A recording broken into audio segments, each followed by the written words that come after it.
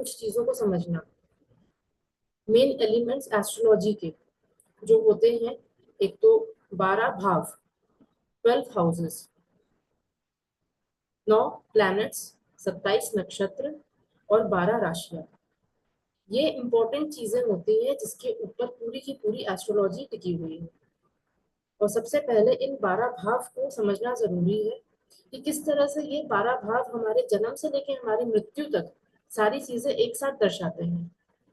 आइए इसको एक चार्ट के थ्रू इजीली समझते हैं हम, बहुत इजी भाषा में, बहुत बेसिक भाषा में। इस तरह से हाउस 1 से लेके हाउस 12 तक हमारी लाइफ की साइकिल चलती है, क्या जरूरतें होती हैं हमारी, क्या चीजें हम कनेक्ट करती हैं और किस तरह से सारी चीजें हमारी लाइफ को रिफ्लेक्ट करती हैं।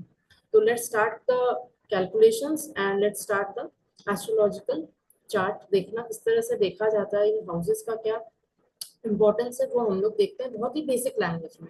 एक लाइफ साइकिल कैसे होती है इन चार्ट्स के थ्रू हम उसको समझने की कोशिश करते हैं।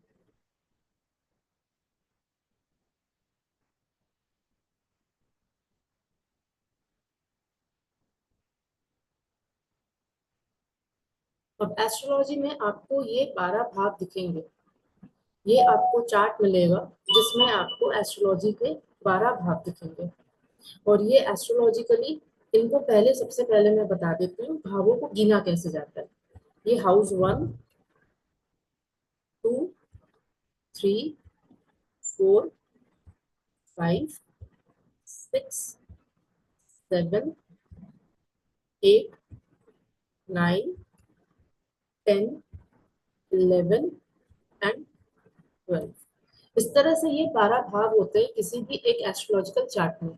चाहे आप नॉर्थ इंडियन स्टाइल देखें, चाहे आप साउथ इंडियन स्टाइल देखें, आप किसी भी तरह की वेस्टर्न एस्ट्रोलॉजी करें, इंडियन एस्ट्रोलॉजी करें, इसी तरह के 12 भाव आपको मिलेंगे। इन 12 भावों को, ये 12 भाव हम लोगों को किस तरह से रिफ्लेक्ट करते हैं, हमारे जन्म से लेकर हमारी मृत्यु तक हमको कैसे रिफ्लेक्ट करते हैं, हर चीज हमें इन 12 भावों से कैसे मिलती है और किस तरह से हमारी लाइफ साइकिल चलती है, ये मैं आपको बहुत ही सिंपल बेसिक भाषा में अभी बताऊंगी, जिससे कि हम 12 हाउसेस के जो बेसिक गुण हैं या जो बेसिक चीजें हैं उनको समझ पाए। तो चलिए स्टार्ट करते हैं पहले भाव से। पहला भाव यानी कि फर्स्ट हाउस। फर्स्ट हाउस यानी कि असेंडेंट या फिर लग्न। लग्न मतलब क्या? लग्न मतलब आप खुद, यू, आपकी बॉडी, आपका जन्म, जिस भाव से आपकी जीवन स्टार्ट हुई है, दैट इज यू। तो इससे हम आपका बॉडी देखेंगे, इससे इंसान का नेचर पता चलता है, ओवरऑल कैरेक्टर पता चलता है, कितना आपको नेम, फेम मिलेगा, ये सारी चीजें पता चलती हैं। एक जनरल चीज होती है, सबसे पहले हम लोग फर्स्ट हाउस से बेसिक थिंग देखते हैं, वो है आप खुद। फर्स्ट हाउस मीन्स आप खुद, यू। अब बच्चे का जन्म होता है, फर्स्ट हाउस मतलब बच्चे का जन्म। अब बच्चे का जब जन्म होता है तो बच्चे को, फर्स्ट हाउस में बच्चा हुआ, बच्चे को इंस्टेंटली जन्म के बाद क्या चाहिए होता है? एक family. Second house, second house मतलब आपकी फैमिली का हाउस। आप किस फैमिली में बिलोंग करते हैं, आप किस फैमिली में आए हो, आपकी कितनी लंबी फैमिली है, कितनी छोटी फैमिली है, क्या है। सेकंड हाउस सबसे पहले हम लोग बोलते हैं फैमिली का भाव। अब बच्चा पैदा हुआ, पैदा होते ही उसको सबसे पहले जरूरत पड़ती है फैमिली की। फैमिली के बाद यहाँ से जब बच्चा थोड़ा सा ग्रो करता है तो बच्चे को क्या जरूरत पड़ती है? फैमिली की वेल्थ की, एक्यूमुलेटेड वेल्थ की। बच्चा यहाँ से थोड़ा बहुत, हल्की बहुत स्पीच शुरू करता है, हल्का बहुत कम्युनिकेशन शुरू करता है, तो थोड़ा बहुत टूटा फूटा बोलना यहाँ से शुरू करता है। अब बच्चे ने यहाँ से जन्म लिया, बच्चे को यहाँ फैमिली मिली। जब बच्चे को यहाँ फैमिली मिली, माँ बाप मिले, दादी दादा मिले, अब बच्चे को क्या चाहिए? Third house. थर्ड हाउस मतलब यंगर सिबलिंग्स, छोटे भाई बहन। आपको भाई बहन भी चाहिए आपकी ग्रोथ के लिए, आपके जान पहचान के लिए, आपके रिलेशंस के लिए। थर्ड हाउस मतलब करेज। अब जब बच्चा बड़ा होगा तो वो डेफिनेटली करेज करेगा चलने का, वो करेज करेगा आगे बढ़ने का। थर्ड हाउस माने हार्डवर्क। जब बच्चा बड़ा होगा तो हार्डवर्क करेगा, अपने नॉर्मल लाइफस्टाइल के लिए हार्ड वर्क करेगा, वो भी बहुत जरूरी है किसी भी बच्चे के लिए। तो थर्ड हाउस से बहुत बेसिक चीज क्या मिलती है हमें, भाई बहन मिलते हैं, करेज मिलता है और हार्ड वर्क मिलता है। एंड सबसे इम्पोर्टेंट चीज, थर्ड हाउस से बच्चा करना सीखता है कम्युनिकेशन। सबसे इम्पोर्टेंट चीज होती है communication, how you communicate with the people. क्योंकि बच्चे को जन्म लिया, बच्चे ने, बच्चे को फैमिली मिली, बच्चे को भाई बहन मिल रहे हैं, बच्चे को करेज मिल रहा है, हार्डवर्क मिल रहा है, अपनी बातें भी बोलनी होती हैं। बच्चा he wants to speak, he wants to communicate. तो कम्युनिकेशन आपको थर्ड हाउस से मिलता है।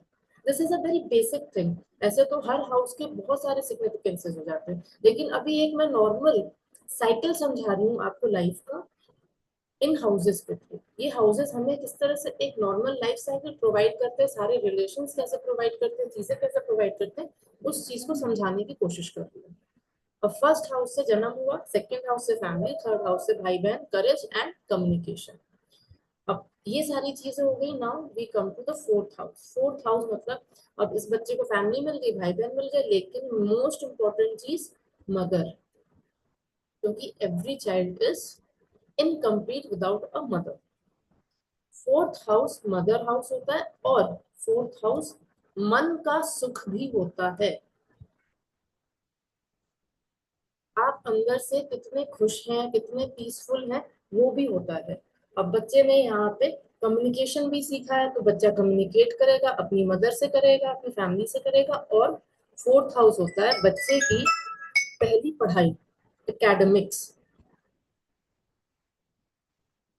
जब बच्चा स्कूल जाना शुरू करता है, वो फोर्थ हाउस से शुरू करता है। तो फोर्थ हाउस से देखिए, बच्चा बड़े होके फैमिली में आया, भाई बहन मिले, करेज मिला, हार्डवर्क करके आगे बढ़ा, कम्युनिकेट किया उसने, फिर मदर हाउस मिलता है। क्योंकि हर बच्चे को मदर की जरूरत होती है इन सारी चीजों को पूरी करने के लिए। तो अपने को मदर मिली यहाँ से, फोर्थ हाउस से। अब बच्चे ने पढ़ाई कर ली, पढ़ाई करने के बाद बच्चे की क्या एज होती है, सेकंड एज होती है बच्चे की, फिर फिफ्थ हाउस में जब जाता है तो कॉलेज की। बच्चा कॉलेज में पढ़ाई करता है, अपना करियर बिल्ड करता है। तो fifth house is basically for college education. अब बच्चा कॉलेज में आया है, तो कॉलेज में लव अफेयर्स होंगे बच्चे के। Because normally child goes with that kind of age जहाँ पे बच्चे को लव अफेयर्स वगैरह होते हैं। यहाँ पे बच्चे का फॉर्चून भी देखा जाता है। अब चलिए, बच्चे ने पढ़ाई कर ली, लव अफेयर है, कॉलेज है, सब कुछ है। अब पढ़ाई करने के बाद बच्चे को क्या चाहिए, सिक्स्थ हाउस क्या देता है बच्चे को, जॉब। करियर की पहली शुरुआत, दैट इज जॉब। तो सिक्स्थ हाउस से हम लोगों को मिलती है जॉब और करियर की पहली शुरुआत। और सिक्स्थ हाउस थोड़ा सा प्रॉब्लम का घर भी है, तो इसमें हम लोग को रोग ऋण रिपू तीनों चीजें मिलती हैं। तो हो सकता है जब आप जॉब कर रहे हो, तो हो सकता है आप किसी को लोन दें, हो सकता है आप किसी से लोन लें, स्ट्रेस की वजह से। हो सकता है आपको कभी कोई बीमारी भी हो, या फिर आप कभी बीमार भी हो। तो रोग ऋण रिपू अपने को यहाँ से लगता है। And job after, soon after the college, बच्चे का जन्म, बच्चे की फैमिली, बच्चे के भाई बहन, करेज, कम्युनिकेशन, बच्चे की मदर, बच्चे की स्कूल एजुकेशन, उसके बाद फिर बच्चा कॉलेज में आ गया, कॉलेज पूरा करके बच्चा आ गया जॉब में। अब जब बच्चा सेटल हो गया, जॉब में आ गया, वेल सेटल हो रहा है या उस कगार पे है, तो seventh house plays the most important role, that is